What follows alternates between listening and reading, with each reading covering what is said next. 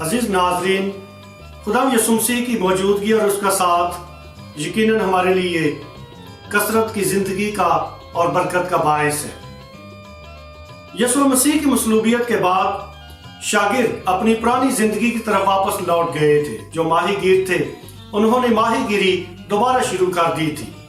آج کی پاک انجیل میں ہم سنتے ہیں کہ مقدس پطرس اپنے باقی ساتھیوں کو یہ کہتا ہے کہ میں مچھلیاں پکڑنے جاتا ہوں، اور باقی کے جو اس کے ساتھی تھے وہ بھی اس کو کہتے ہیں کہ ہم بھی تیرے ساتھ جائیں گے۔ گو کہ انہوں نے ساری رات مشقت کی لیکن کچھ بھی ہاتھ نہ آیا، اور ایسے میں جھوٹا یسوع ان پر ظاہر ہوتا ہے اور ان کی رہنمائی کرتا ہے۔ جھوٹا یسوع ان کے ساتھ مچھلیاں پکڑتا ہے، ان کو کہتا ہے کہ اپنے جال دائیں ہاتھ ڈالو گے تو تم کچھ نہ کچھ ضرور پاؤ گے۔ اور جب شاگردوں نے یسوع مسیح کی ہدایت اور رہنمائی کے مطابق جال ڈالے تو لکھا ہے کہ انہوں نے بڑی بڑی 153 مچھلیاں پکڑی، یعنی کہ بہت زیادہ مچھلیاں پکڑی، لیکن اس کے باوجود جال پھٹے نہیں تھے۔ جھوٹا یسوع انہیں ناشتہ کرنے کی دعوت دیتا ہے کہ آؤ ناشتہ کر لو، اور پھر انہیں کہتا ہے کہ جو مچھلیاں ابھی تم نے پکڑی ہیں ان میں سے کچھ لے کر آؤ۔ اور جب خدا یسوع مسیح نے انہیں مچھلیاں دی، کھانے کے لیے روٹی دی، تو اس روٹی توڑنے کے اور کھانے کے عمل میں شاگردوں نے جھوٹے یسوع کو پہچان لیا۔ اور جھوٹا یسوع مقدس پطرس کو سوال کرتا ہے کہ کیا تو مجھے پیار کرتا ہے؟ اور مقدس پطرس خدا یسوع مسیح کو جواب دیتا ہے کہ اے خداوند، تو جانتا ہے کہ میں تجھے پیار کرتا ہوں۔ یسوع مسیح نے جھوٹے یسوع نے 3 بار یہ سوال کیا، کیونکہ مقدس پطرس نے 3 بار خدا یسوع مسیح کا انکار کیا تھا، اور اب جھوٹا یسوع کیونکہ اس کے ایمان کو تقویت دینا چاہتا ہے، اس کے ایمان کو چٹانوں جیسا مضبوط بنا دینا چاہتا ہے، اس لیے جی اٹھنے کے بعد خدا یسوع مسیح اس کے ہونٹوں سے 3 بار اقرار کروانا چاہتے ہیں۔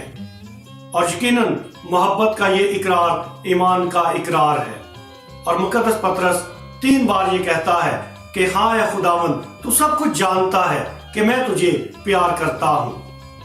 اور اس کے بعد خدا یسوع مسیح اسے بہت بڑی ذمہ داری دیتے ہیں کہ تو میری بھیڑیں چرا، یعنی کلیسیا کی رہنمائی کر۔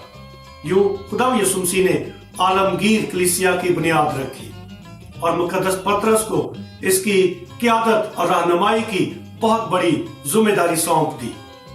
یوں خدا یسوع مسیح نے ان ماہی گیروں کو آدمگیر اور عالمگیر بنا دیا۔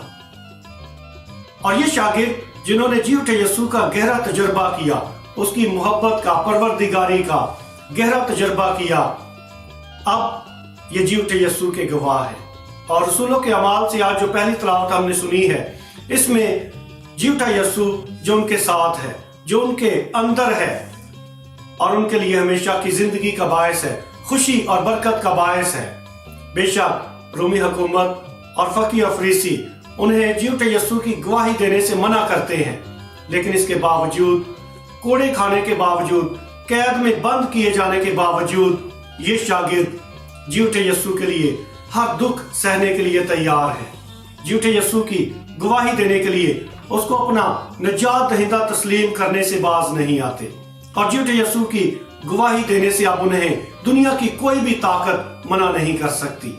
جھوٹا یسوع ان کے اندر ہے، ان کے ساتھ ہے، اور جھوٹے یسوع کی گواہی دینا ان کی زندگی کا سب سے بڑا مشن ہے، اور اس مشن کو وہ خوشی کے ساتھ آگے لے کر چلتے ہیں۔ خدا ہمیں ایسا ہی رسولوں جیسا مضبوط ایمان بخشے، تاکہ ہم زندگی کی ہر جدوجہد میں، مشکل میں، پریشانی میں جھوٹے یسوع کی نجات دہندہ کی گواہی دیتے رہیں۔ خدا ہمیں ایسا کرنے کی توفیق عطا کرے، آمین۔